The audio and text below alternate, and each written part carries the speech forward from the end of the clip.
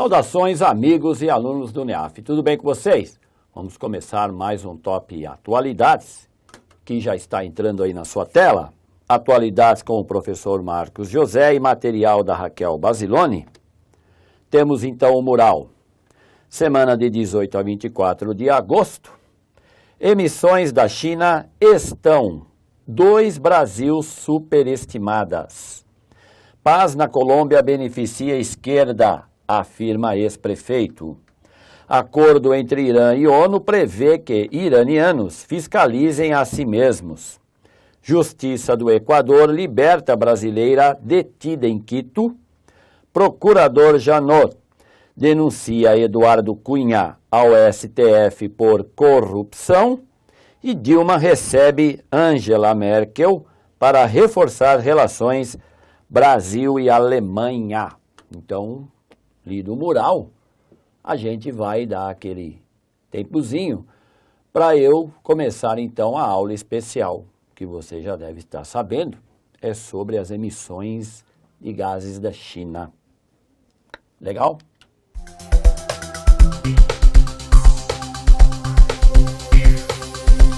E vamos lá, sem demorar muito, começar então o nosso top. Um destaque da semana: emissões da China estão 2 Brasis superestimadas, que é a aula de destaque, como você já sabe. E tá aí, não é? Semana de 18 a 24 de agosto. E para não perder o hábito, você vai dar um pulinho aqui comigo na lousa, para eu pegar aí uns pontinhos, legal, lembrar você que esse assunto, né, esse assunto sobre aquecimento global, esse assunto que envolve toda essa problemática que para muita gente é complicada, e nós aqui do NEAF tentamos colocar você aí no caminho, né, das pedras para solucionar aí suas dúvidas. Então você vai vir aqui comigo agora, e lógico, não é? Vamos fazer o seguinte aqui. Primeira coisa, é oficial, hein? A China é o primeiro lugar em emissões de CO2, ultrapassou os Estados Unidos. Então a China, como eu gosto de brincar aqui, tem ultrapassado os Estados Unidos em quase tudo. Então agora é oficial, a China é o país que mais emite CO2 na atmosfera, que é um gás importante para provocar o tal efeito estufa, que sempre eu gosto de lembrar você aqui. Qual é o conceito que você tem de efeito estufa? Não esquecer que o efeito estufa ele é natural, mas não esquecer também que o aquecimento global é provocado pelo efeito estufa, que está cada vez mais quente, né? Está totalmente desregulado. Então, por isso que é importante que você lembre quais são os gases de efeito estufa, que eu sempre lembro que o metano é o pior, mas você tem o CFC e tal.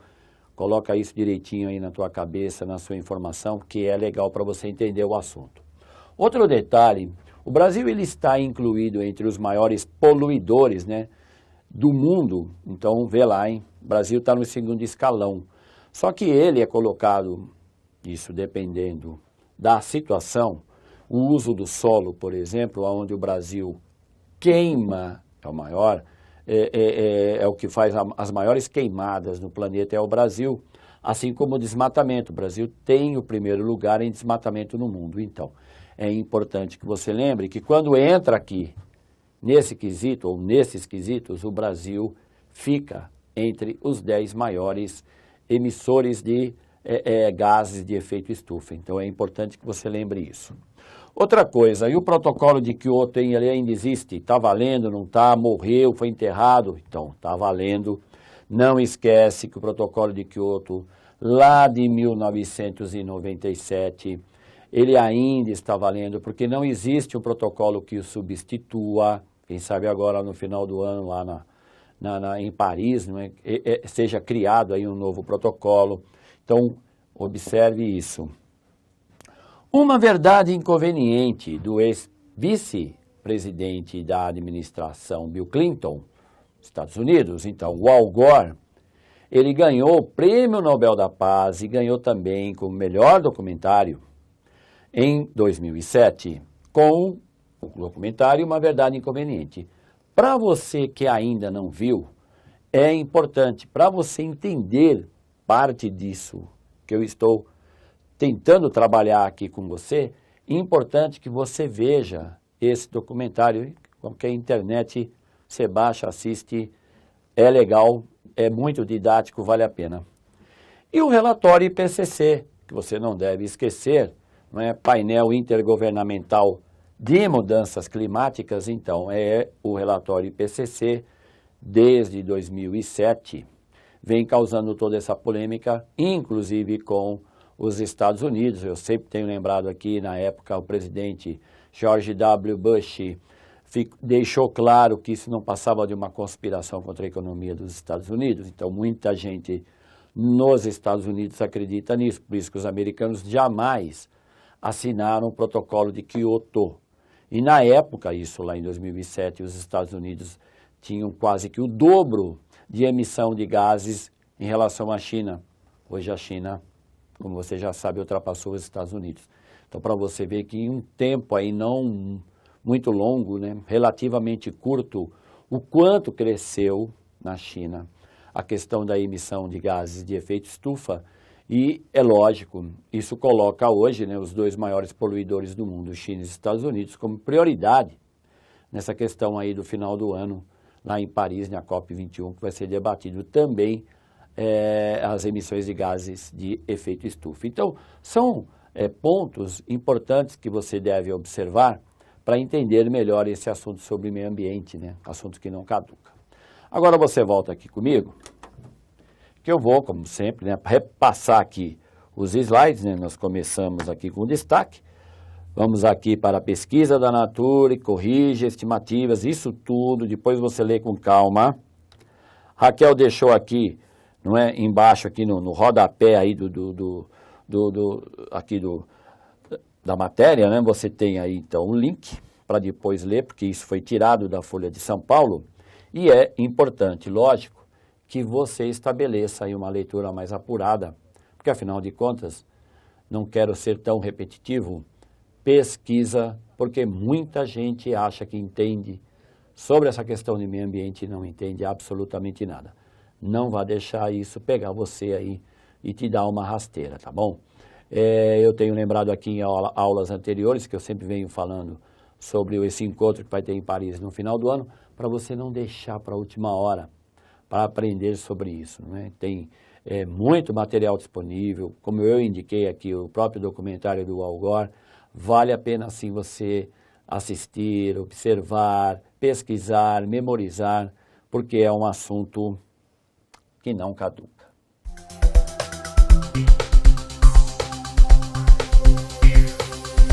E continuando aqui o top de 18 a 24 de agosto, o moral que eu já li com você, primeiro assunto, mundo política. Paz na Colômbia beneficia a esquerda, afirma ex-prefeito. Então, vamos lá por partes. A Colômbia do senhor reeleito presidente Juan Manuel Santos tem aí um projeto de encontrar a paz entre o governo colombiano, Juan Manuel Santos, e as FARC, Forças Armadas Revolucionárias da Colômbia. Então, isso muito criticado pelo ex-presidente Álvaro Uribe, que hoje é senador de oposição, e, lógico, agora encontrou mais um crítico, o ex-prefeito, aí como você está vendo no painel, tem alertado, isso na visão dele, de que essa história de paz na Colômbia vai beneficiar a esquerda. O que isso tem a ver, não é, com as outras esquerdas aqui do Brasil, da América do Sul, como o Brasil, a Venezuela, a Bolívia, o Chile, a Argentina. Então, a Colômbia faz parte, com o Peru, aí alguns países da América do Sul que estão preocupados com o crescimento da tal onda vermelha, que vem apresentando aí uma forte crise, não é? Porque, afinal de contas, há manifestações no Equador, há manifestações no Brasil, na Venezuela e na Argentina contra os ditos governos de esquerda. Então, o que esse ex-prefeito está alertando é que essa negociação de paz que vem já ocorrendo em alguns anos na Colômbia poderá beneficiar à esquerda no país. Ok? Relação. Governo com preocupação ambiental e social e trégua com Farc. Sugestão de leitura: Farc anuncia a manutenção da trégua unilateral na Colômbia. Mundo, relações internacionais. Acordo entre Irã e ONU prevê que iranianos fiscalizem a si mesmos. E é lógico o maior crítico desse acordo histórico, não é? Que finalmente aí nós vamos ter um período mais de tranquilidade na relação Ocidente-Irã. Os maiores críticos desse acordo são, observa isso, o governo de Israel, o governo da Arábia Saudita e os republicanos dos Estados Unidos, oposição a Obama. Então, se de repente é essa mesma verdade, que os iranianos poderão se autofiscalizar, se é que isso é possível, lógico que os críticos, governo de Israel, Benjamin Netanyahu, a monarquia da Arábia Saudita e o Partido Republicano nos Estados Unidos vão cair de pau, porque isso, lógico, demonstra aí que dá para ficar bastante desconfiado. Então, observa tudo isso que eu falei. Relações internacionais, Irã-ONU, sanções à economia do Irã e, como sugestão de leitura, Conselho de Segurança da ONU aprova acordo com o Irã por unanimidade. Cuidado aí, hein? Brasil, relações internacionais. Justiça do Equador liberta a brasileira detida em Quito. Isso você tem aí, então, a Manuela Lavinas. Então, a Manuela Lavinas é casada com Carlos Pérez.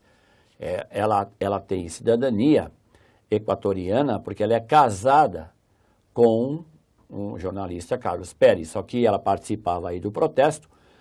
Eu acabei de falar, não é? A esquerda na América do Sul está em crise, o Equador do presidente, não é?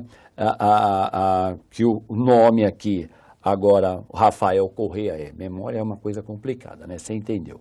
O senhor Rafael Correa, que compõe junto com o Evo Morales, não é?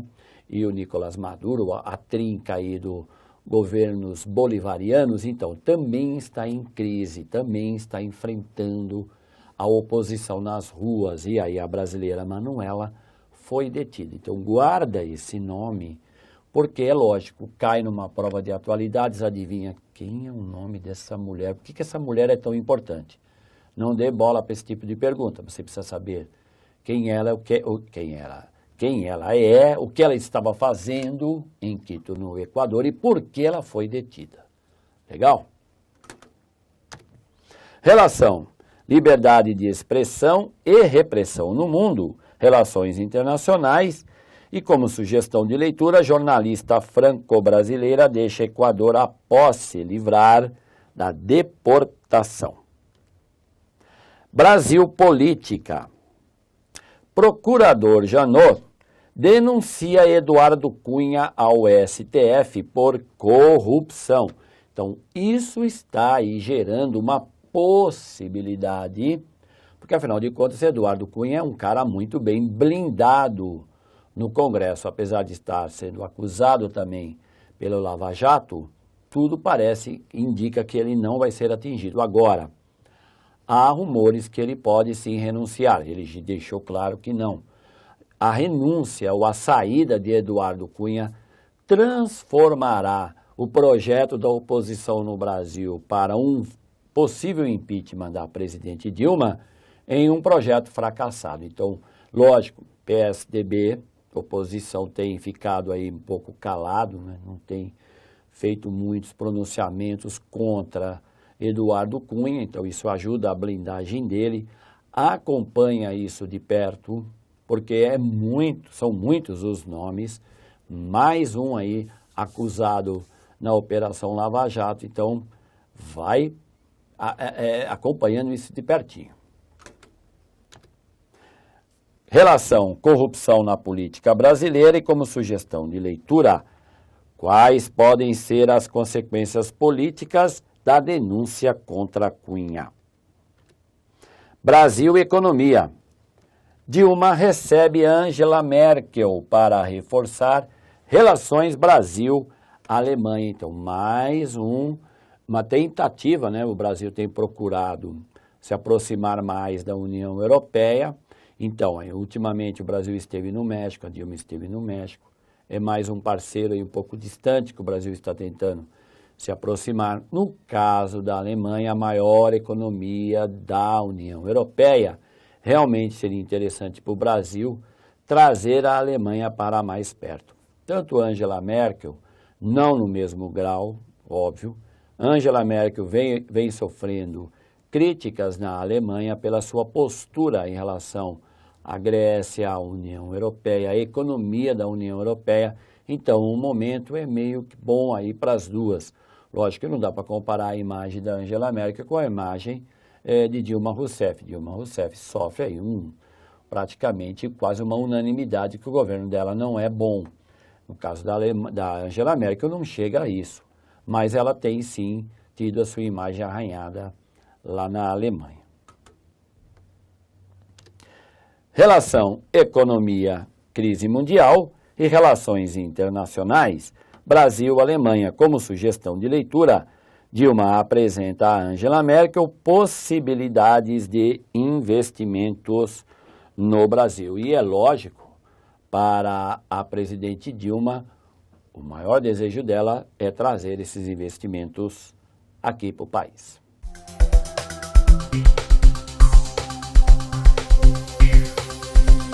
E vamos então à solução do desafio da semana passada.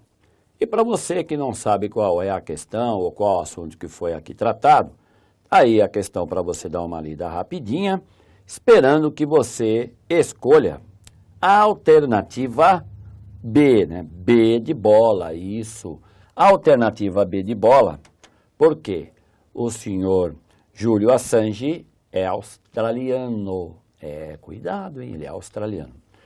Não vá fazer, candidato, você que está aí de olho no painel, tentando aí entender por que é a letra B, então não vá fazer confusão do assunto Júlio Assange com a questão das denúncias, né, da entrega que fez aí aquele projeto americano de ouvir e ler e-mails, né? Eu estou falando de quem, não é? Porque você não pode confundir a Edward Snowden com o Júlio Assange. Não faça isso. Júlio Assange é um assunto ainda muito atual, vem aí de alguns anos. Hoje, deixa eu mudar aqui o slide, hoje está, né, exilado na Embaixada do Equador em Londres, ele não pode sair, senão será detido pela polícia londrina, entregue ao governo inglês, que provavelmente vai entregá-lo aos Estados Unidos ou a algum outro governo que está doidinho para botar a mão nele. Então, por enquanto, o senhor Júlio Assange, ex-diretor do site Wikileaks, permanece exilado na Embaixada do Equador em Londres. Mas toma cuidado aqui, para a gente fechar. Não confunda assunto Júlio Assange com Edward Snowden. São assuntos paralelos, mas bem diferentes. Legal? Edward Snowden, Rússia. Júlio Assange, Embaixada do Equador, em Londres. E vamos finalmente ao desafio dessa semana. Vivem hoje no mundo 1,8 bilhão de crianças e jovens com idade entre 10 a 24 anos. Segundo o Fundo das Nações Unidas para a População, jamais o planeta abrigou tantos jovens. A maior parte desse crescimento ocorre em países em desenvolvimento, que concentram 9 em cada 10 jovens. No caso do Brasil, o país vive uma etapa positiva e importante, que seria A. Bônus demográfico, B. Transição demográfica, C. Redução da natalidade infantil, D. Equiparação do número de jovens e adultos, e a maioria da população no país é constituída de jovens. E assim fechamos mais esse Top Atualidades, que foi de 18 a 24 de agosto, esperando que você tenha gostado e esperando que tenha e que seja útil para você por toda essa semana. Prometendo voltar segunda-feira que vem. Grande abraço.